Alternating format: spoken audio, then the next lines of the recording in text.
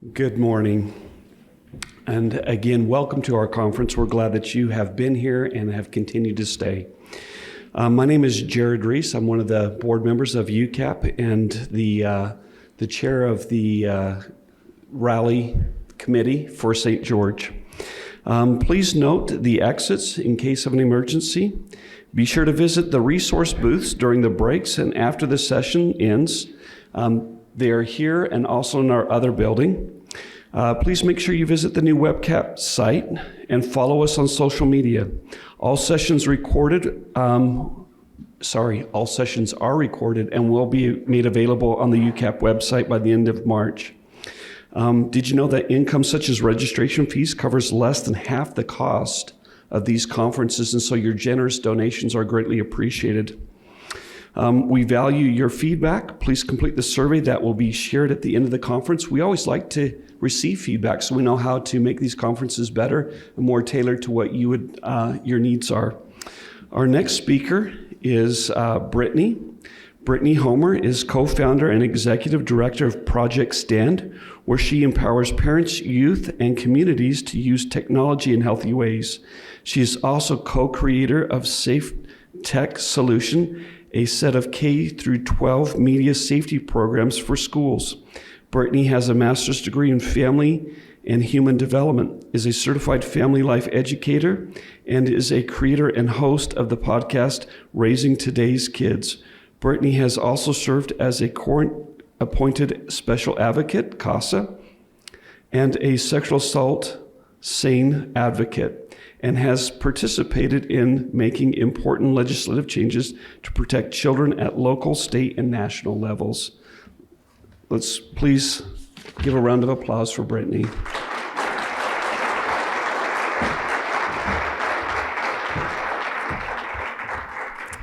Hello, I feel so honored to be in front of you today. Back in 2016, I traveled to this conference from Montana, and it really just changed everything for me. It put me on this path filled with so much passion to go and do as much good as I could for this cause. And I started volunteering wherever I could, and I got an advanced degree, and I joined up with some amazing people to start the nonprofit Project Stand. And we do whatever we can to empower parents, youth, and communities to use technology in healthy ways. And then a couple months ago, my husband and 4 kids, ages 4 to 17, we relocated from Montana to Utah. So we have felt so welcomed to this amazing state, and we miss the people that we left behind, but I have noticed that there are really, really good things happening here, as evidenced by this conference and by all of you in attendance. And I'm just so grateful to be among you today. Okay. So this past November, my 2 teenage daughters and preteen son boldly took on the challenge of running a 24-hour marathon with some of their friends. And that meant that they would run 1 mile at the start of every hour, plus an extra 2.2 to round it out to the 26.2 full marathon length. But they would run all day and all night, 24 hours. And in between each mile, they would eat and maybe nap, maybe do some chores, watch movies, play games, just hang out. And as an adventurous person myself, I thought their plan sounded brilliant. I thought that sounds so fun. I hoped they would be successful, but since they'd never pushed themselves to this level, I didn't know how it would actually turn out. So I cheered them on, starting Friday after school at 4 o'clock is when they started, and I cheered them on for as long as I could, and then I went to bed at about 1 a.m., and as I fell asleep that morning, I kind of wondered to myself, I wonder how they're going to do while I'm asleep. I wonder what state they're going to be in when I wake up in the morning. Are they going to be going strong, or are they going to be completely passed out on my living room floor? I didn't know. So I fell asleep, and then I woke up about a little bit before the sun at about 7 a.m. And I slowly crept downstairs by the dim light of dawn. And I was happy to find them still awake. They were sitting on the couch, but they were very quiet. They had their running shoes on, but they looked totally exhausted. And I was a little bit concerned. I even heard somebody mention the dreaded Q word, quit. And so I just, was trying to cheer them on, but they did drag themselves out the door and they plodded down the street for the next mile. The next time I saw them, a mile later, they were completely different kids. I couldn't believe the change. They were laughing and talking and feeling totally energized. They were telling me stories and making breakfast plans and planning which route they were going to take for their next mile. Their bodies were still sore and they were still tired, but there was no question they were going to make it all the way. So what was the big difference between running a mile at 6, their 15th mile at 6 o'clock, and then running their 16th mile at 7 o'clock? The sun had come up. By the light of a new day, they came alive. They hadn't had any more sleep. They had added another mile to their physical exertions, and yet they were feeling great. So later that day, at 4 o'clock, 24 hours later, the families and neighbors of the kids who ran the marathon, they all gathered at our neighborhood park to create a finish line where the kids could finish together. They crossed that finish line holding hands with the sun on their backs.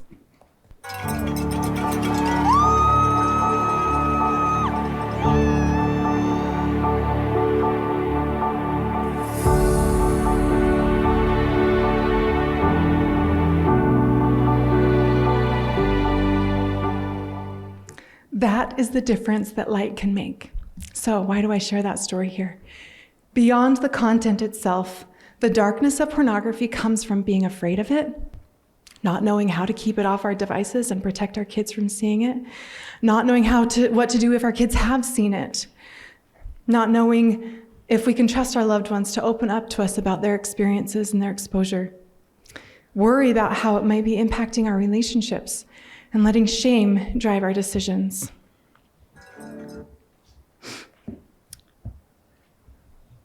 Martin Luther King Jr. once said, "Darkness cannot drive out darkness.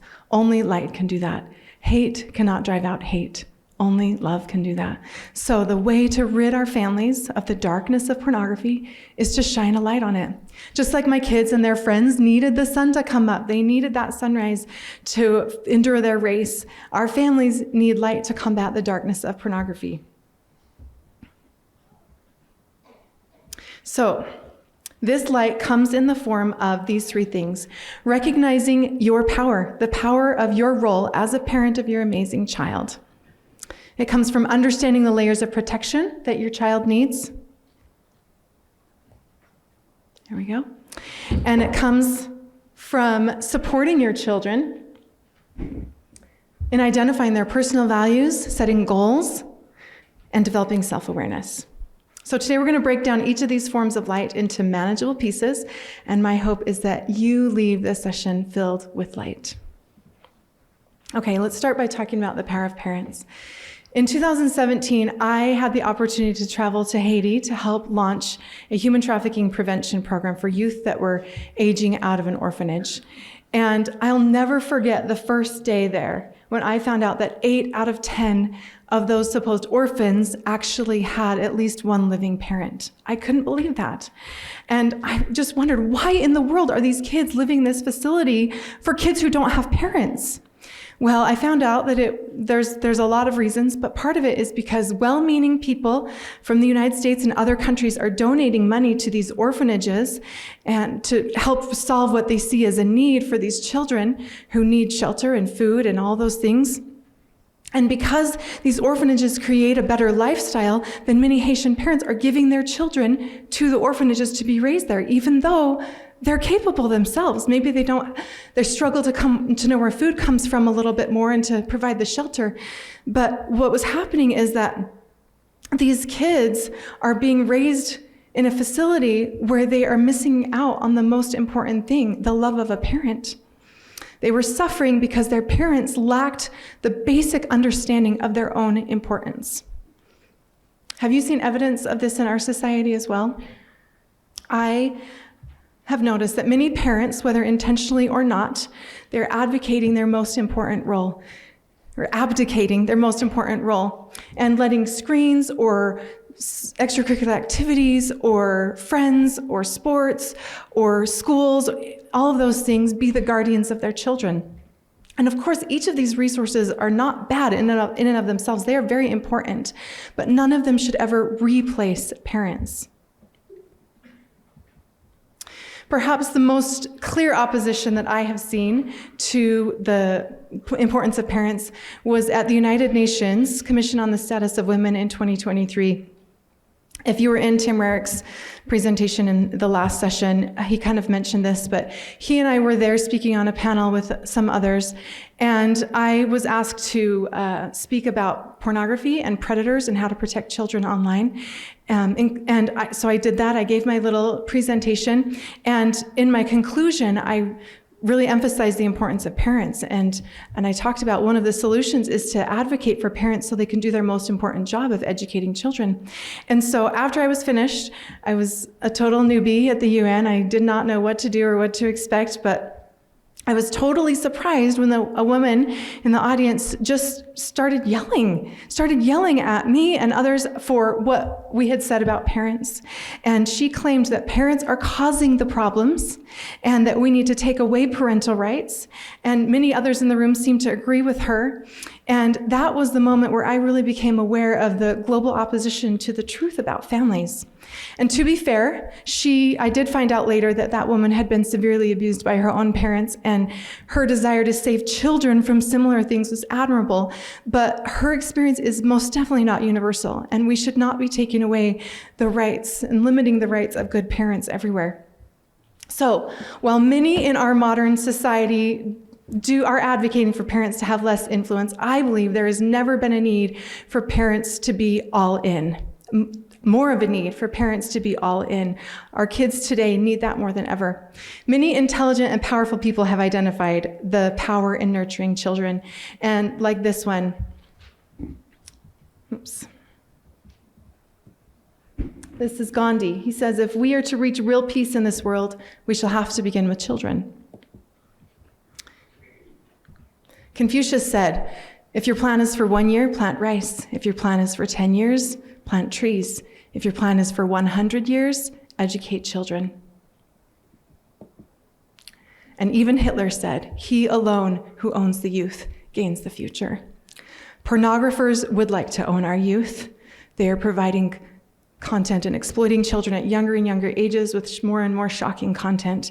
And yet it's parents who are positioned to stand in the way of that. This image represents the resilience or the influence that parents have on helping their children be resilient from the harms of pornography and other digital dangers. Let's see.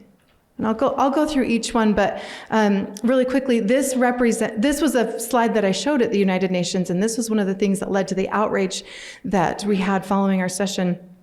And I could spend an entire presentation on this image, but today I just want to go through each one briefly. And if you want to hear more of an explanation of each segment of this wheel that I'm going to talk about, you get a sneak peek to our new podcast that we just launched, in this episode that talks about all of these spokes on this wheel.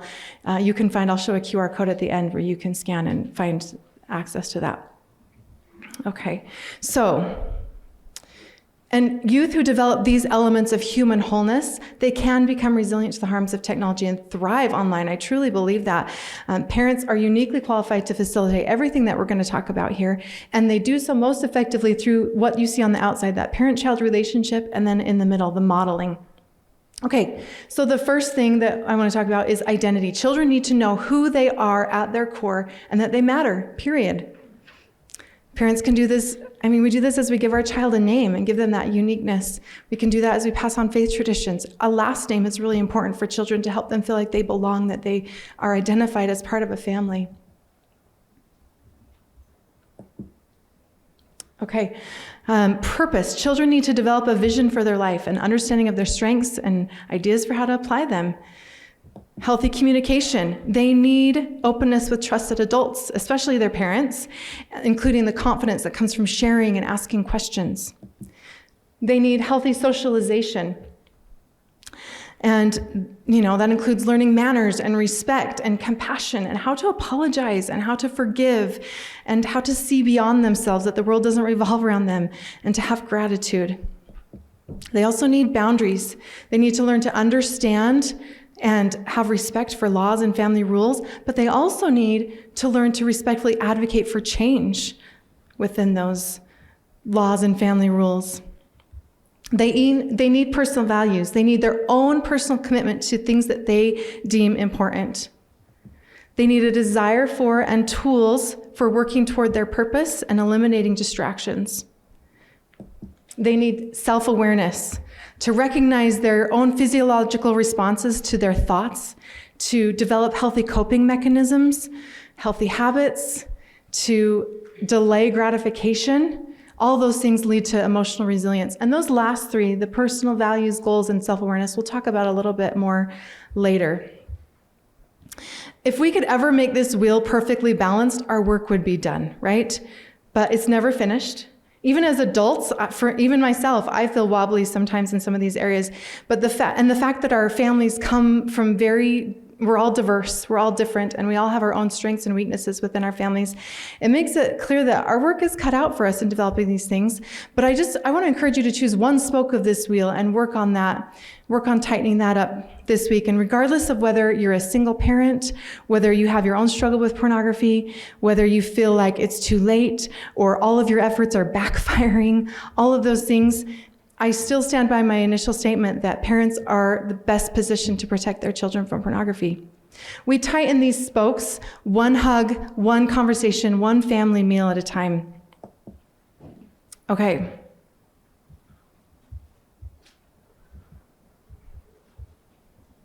Okay, so let's talk about what that might look like, starting in infancy. So studies have shown that hearing the steady rhythm of a mother's heartbeat helps premature infants regulate their digestive systems, their nervous systems, their circulatory systems, helps them stabilize their physiological state and develop cognitively. So just holding your child to your chest, your infant to your chest, and letting them hear your heartbeat can help develop the wholeness, the elements of human wholeness on that wheel. Now, in adolescence, things seem to change just a little bit. I remember the first time that my daughter told me she hated me. She was 3 years old. And I think that's when I became officially terrified of my future teenage kids. A couple years later, I was taking an adolescence class for my family life degree, and the professor said he loved teenagers. And I was like, what? That's a thing? Oh, let me go back a little bit. Okay. And actually,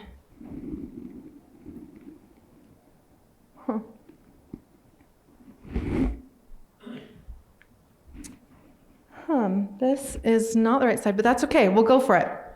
So he told me that he loved adolescence. He loved the teenage phase. And I was like, okay, I'm not there yet. But I learned a lot more about it. And I have developed my own love for this stage of life. I actually think teenagers are amazing.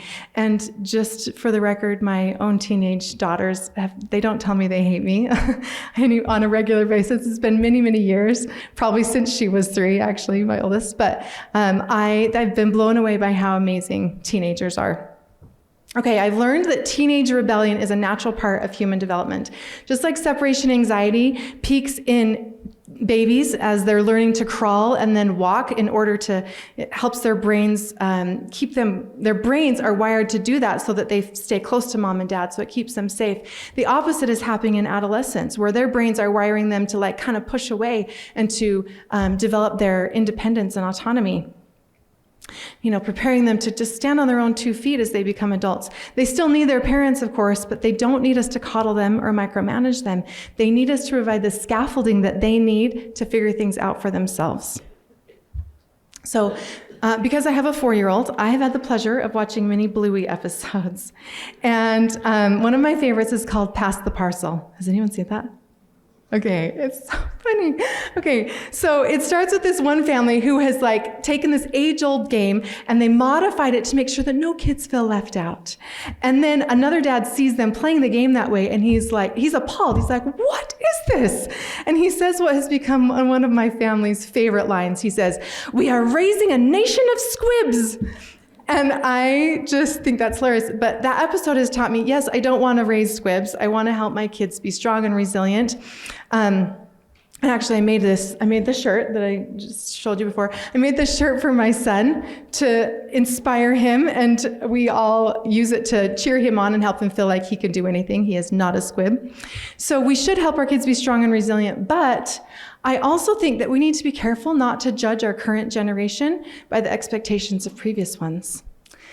Just like our founding fathers and other people in history cannot be understood by our current standards and societal norms, we need to give our kids the same grace, and we can't really appreciate them if we take them out of context. So here's my perspective on today's teenagers. They are amazing, and I believe they are unique from any other generation in the history of the world. And here is Roberta Katz. She's a Stanford scholar, and here's what she had to say. Oh, going back. Okay, it's not up there. I don't have her quote up there, but I'll tell you what she said. She says, she did some research about Gen Z and had this to say about what makes them unique. And I think that what she's saying here also applies, many of the qualities are being carried into Gen Alpha as well. So in summary, she said, a Gen Zer is a self-driver who deeply cares about others, strives for a diverse community, is highly collaborative and social, values flexibility, relevance, authenticity, and non-hierarchical leadership. And while dismayed about inherited issues, has a pragmatic attitude about the work that needs to be done to address those issues. So, from my perspective, youth today have access, we know they have access to resources that are unlimited, right? They can develop any skill, any talent, connect with any cause, explore any topic. Our digital world has given them a very unique childhood, to say the least. But there's a caution with that. Because of their access to technology, today's youth have the power to do more good or more harm than any previous generation. They were born with limitless tools, limitless choices. Their choices and tools can help them take them down a path that will lead to thriving and freedom, or it can lead down a path that leads to addiction and despair. But as my husband would say, this isn't our first rodeo, right? As parents, we know some stuff. We've been around, we know some stuff. So I'd like to introduce you to a pyramid similar to Maslow's hierarchy of needs that represents the layers of protection kids need to help them get the most out of technology. And this is on your handout that you have. Each of these layers are built differently at all different ages and stages, but all of them can and should be present all the time. And notice that like the wheel, they are all surrounded by that healthy parent-child relationship. Okay, so the bottom layer includes physical things like delayed access to technology, limited screen time, a balance of healthy in-person interactions like eye contact and healthy physical touch, and synchronous socializing where when you're together you feel each other's emotions and you're mirroring each other's body language and those kinds of things. The next layer includes elements of safety like an understanding of the risks of pornography and other technology. It includes healthy sex education, guided technology use, filters, parental controls, physical boundaries like keeping phones out of bedrooms, and plans for unhealthy exposure. What to do when they do see pornography. Okay, the next level is belonging. And this includes healthy relationships. Offline are essential. Healthy offline relationships. Online can be okay too at certain ages and stages, but they do not replace offline relationships. Those offline, this layer of belonging includes support systems and limiting online communities to those that build, teach, and inspire. And the next layer is esteem, which includes the confidence and self-respect that comes from living personal values and achieving personal goals. And then at the top, we have self-actualization, which represents using technology to become your best self, to develop talents and skills, serve others, and essentially flourish with the amazing tools that technology provides. These layers of protection age with children and should be used to work toward tech independence. So I want to give you an example of what this looks like in real life with my 4-year-old. So he uses technology in a few ways. He FaceTimes his dad when he's traveling for work. He Marco Polos his cousins who live a few hours away. He sometimes uses my phone to send messages on our family group text. He has a music class that he attends in person, and there's an app that goes with that helps him learn the songs at home, so he uses that app. He likes to follow along on Google Maps while we're driving and see the path that we're taking. And so this is what the pyramid might look like for him. Starting on that bottom layer, physical. He doesn't have his own device, so when he's using a device, it's usually my phone. We limit his screen time to a few minutes or sometimes even less per day, except for an occasional Bluey episode or to watch a family movie or something. The next layer of safety, he has a basic understanding of the anatomy of boys and girls, complete with proper terminology, and we continually reinforce how amazing human bodies are and the importance of privacy. He sits next to me or another family member when he's using my phone or whatever device it is, and our devices have filters installed. Belonging. When he communicates, he's strengthening relationships with the people that he knows and loves in real life. He sends messages like, "Hi," and "I love you," and sends a very wide variety of emojis. The time in his music class, his music app reinforces the belonging in his in-person class.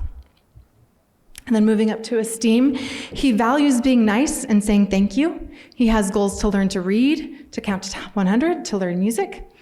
We practice the sounds of the letters as he's writing messages and as he says thank you and says I love you. He feels good sending those kind messages. The music app again helps him reinforce his goal to learn music, and he loves it. Okay, and at the top, self-actualization. His relationship with technology is not perfect. There are definitely tears shed on his part and mine sometimes. There's regrets on my part. But overall, he is developing healthy habits and that are helping him to become his best self. As he ages, this pyramid will look very different. Eventually, he's going to get his own device, and we're going to work on the things we're already working on, helping him understand its risks and benefits, helping him, making sure that his device is protected with filters and parental controls and screen limits. We're going to continually adjust our boundaries to match his development and give him a sense of autonomy. We're going to plan family time and encourage him to, do sports and audition for plays and launch rockets in our backyard and those kinds of things. We're going to keep helping him figure out what's important to him, what his goals are, what his values are. And of course, there's still going to be tears shed. I'm confident that there will be, but hopefully his older siblings will have done him, or done us, a good job of training us how to parent teenagers by the time he comes along. So, and again, that parent-child relationship just surrounds the whole thing. Okay, I mess up a lot as a parent. I think it's safe to say we all do. But one solid piece of research that I come back to all the time is this research behind authoritative parenting. Before I share this, I also want to emphasize, I believe in the power of apologies, saying I'm sorry. And because we're supposed to be models for our kids, we can model saying I'm sorry. I messed up. I'm going to try again. Will you forgive me? Okay, so this is, in case you're unfamiliar, back in the 1960s, there was a psychologist named Diana Baumrind, and she studied parenting styles, and she came up with these 4 different types.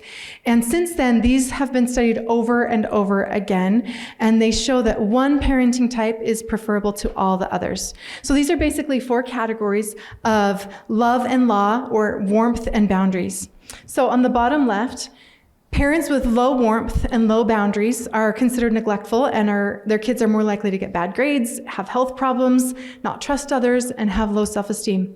Parents with high warmth and low boundaries are considered permissive and are more likely to have kids who are disrespectful, struggle in school, make poor choices. Then in the bottom right, parents with low warmth and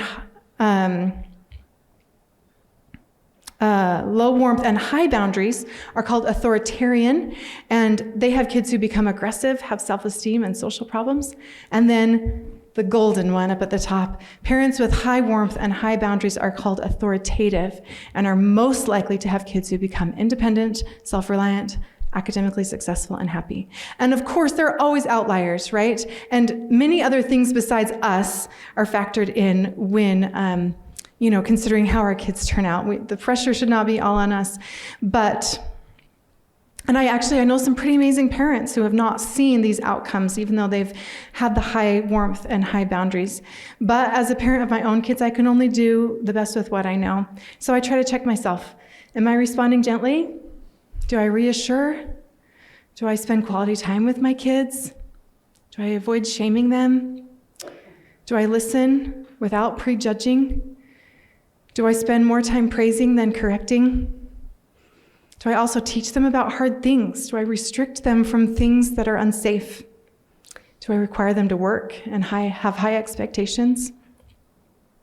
My daughter's here today, and maybe you could have her answer some of those questions, or maybe we already know. Of course, I'm not doing all these things all the time, but I'm trying. I feel at my best when I'm parenting with love and gentleness and boundaries. Okay, this is where we're going to go back to those last three elements on the digital resilience wheel, and talk about personal values, goals, and self-awareness. We know that children's brains are not fully developed, but I love the thought that we don't have to wait until the mid-20s when the prefrontal cortex puts this lovely bow on a completed brain package. Our brain is a muscle, and as we work on developing that muscle, we develop it. So it gets stronger as we exercise it, just like any other muscle. Every time a young person uses a screen deliberately, or every time they choose not to use a screen, they are influencing the construction of their prefrontal cortex. So this is a worksheet that I developed to kind of give like a visual or for helping youth work toward mastering their use of technology instead of becoming a slave to it. And it starts with 2 questions. What do I love about technology, and what is something I want to change about the way I use technology? Kids can ask themselves this, or it can be a conversation between kids and parents. I love questions. I feel like questions are the gateway to new information and insights. As our kids ask themselves these questions, they are assessing without any expectation about how tech is impacting their lives and what, if any, changes they need to make or want to make. Helping youth recognize the power of questions can guide them in then asking their own questions and doing their own self-assessments. In addition to that, thoughtful questions have the power to connect people to each other. As we train ourselves, we can help our kids feel seen as we ask compassionate questions with compassionate curiosity. So think about the difference between these 2 questions. What were you doing on your phone at 2 a.m. versus, were you having a hard time sleeping? One might lead them to put up a barrier and feel shameful and defensive, but the other recognizes that there are all kinds of pressures, distractions, and other hard things that our kids are experiencing. And a conversation about those things can lead to increased connection. Another way that questions are powerful is that when your child is feeling a difficult emotion, if you ask them a question and you can get them to verbalize an answer, you're taking that thought, that stressful feeling that they're having in their amygdala, that fight or flight part of the brain, and you're helping them move it to their prefrontal cortex where they can think and strategize and problem solve what they're dealing with. Okay, now let's talk about the importance of values, the next step. This asks, what personal core values do I want to live by when I go online? Kindness, integrity, courage, respect, gratitude, there's all kinds of things that we could encourage them to choose from. In the book, The Upside of Stress, psychologist Kelly McGonigal says, writing about personal values makes people more powerful, in control, proud, and strong. It also makes them feel more loving, connected, and empathetic toward others. It increases pain tolerance, enhances self-control, and reduces unhelpful ruminations after a stressful experience. She says, in the long term, writing about values has been shown to boost GPAs, reduce doctor visits, improve mental health, help people persevere in the face of discrimination, and reduce self-handicapping. Wow. That's a lot of things, a lot of benefits of writing about values, identifying our values, and then writing about them. And she also said that in many cases, these benefits were the result of a one-time mindset intervention. So kids or people who wrote about their values one time had benefits from that months or even years later. Values propel us forward to becoming the best version of ourselves. Okay, so now let's go to the next one, 3, and talk about goals and some of the keys for successful goal setting. So in 2020, my family and I began making a practice of more intentional goal setting. And if you probe any of my children, they will have to admit that that practice has changed their lives. It's definitely changed mine. It's given them purpose and direction, and they have accomplished so much more than they otherwise would have without setting goals, like the 24-hour marathon that they ran. So goal setting has helped them develop themselves socially, physically, intellectually, and spiritually. Goals are powerful. They give us a sense of direction. It's like when you want to go on a hike or on a road trip, you have to know where you're going to end up before you know which road or trail you're going to take to get there, right? Goals also help us identify our potential and make plans for working toward it. They give us a clear focus for making decisions along the way. They help us filter things out of our lives that are not helping us get to where we want to go. They give us a sense of control as we work towards specific things that we want to accomplish. They give us motivation, and, as we're trying to get through difficult or mundane days. They give us a sense of personal satisfaction when we can look back and go, wow, look at what I accomplished. They also give us a sense of purpose as we just get out of bed every day. Researchers have seen that goal setting actually changes the physical structure of the brain. So the amygdala and prefrontal cortex, again, like I talked about, when you set goals, those two parts of the brain tag team together and help you filter out other things and stay focused and make progress, which I think is so cool. Goals are powerful. So, and also researchers have seen links between goals and higher motivation, higher self-confidence, higher self-esteem, and autonomy. Okay. So here's some specific ideas for goal setting steps that are related to tech use. So choose one or more long-term goal, and then a weekly goal that you can work on to work toward that longer-term goal, obviously.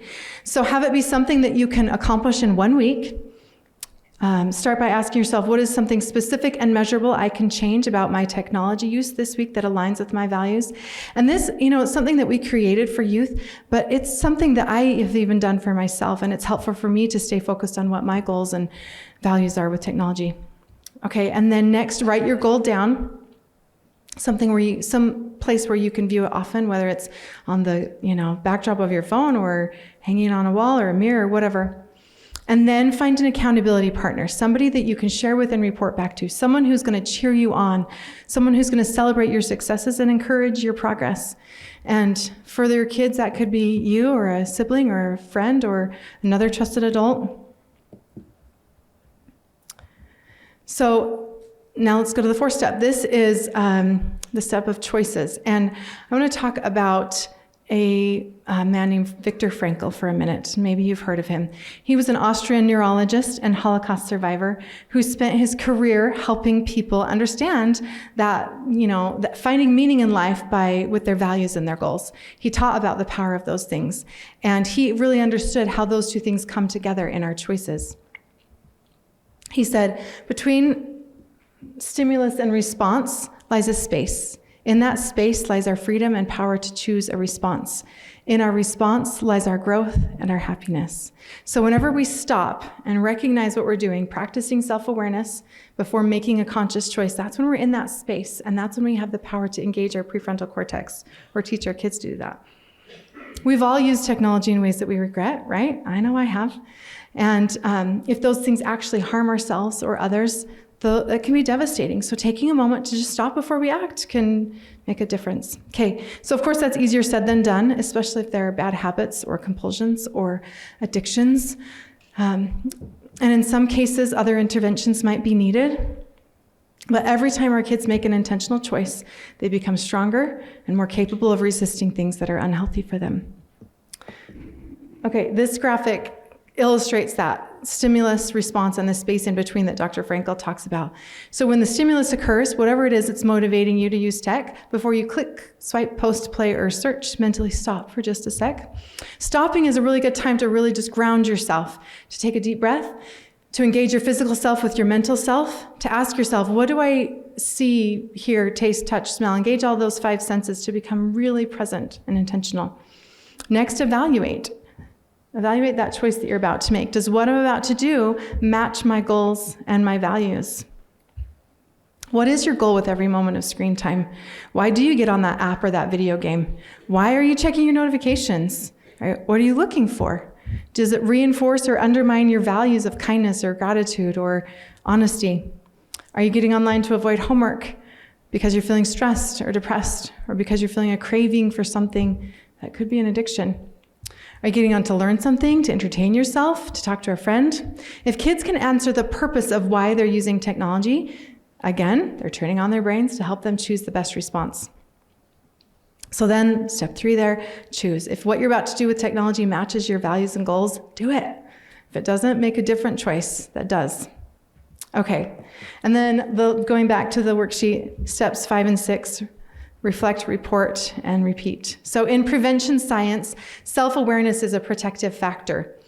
And research shows that implementing protective factors does more good than trying to eliminate risk factors, which is really great because we can't always eliminate the risk factors in our children's lives, but we can implement protective factors. So invite your kids on this reflect section to ask themselves, how do I feel? What worked or didn't work? And then report back to their accountability partner that they chose. Okay, now, this takes some very powerful concepts and breaks them down in a simple step-by-step process for implementing them. Okay.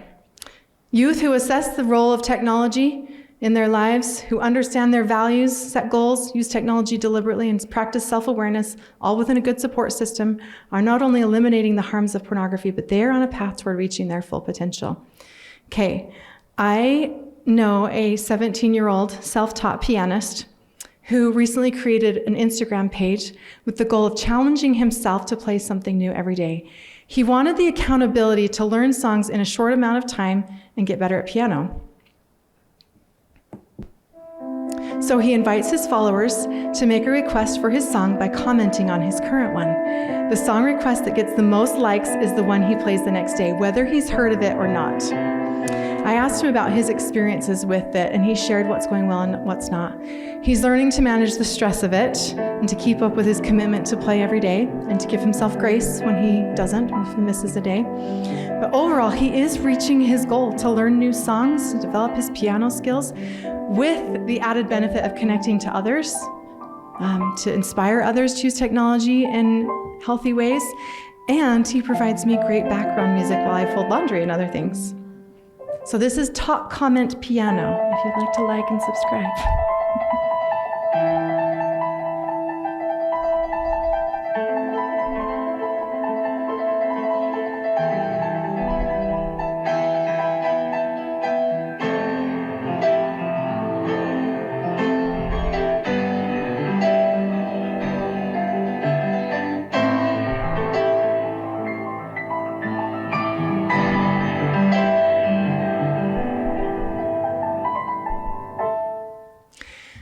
I imagine that he does need the challenge of people suggesting songs to him when he plays that well and can learn that song in one day.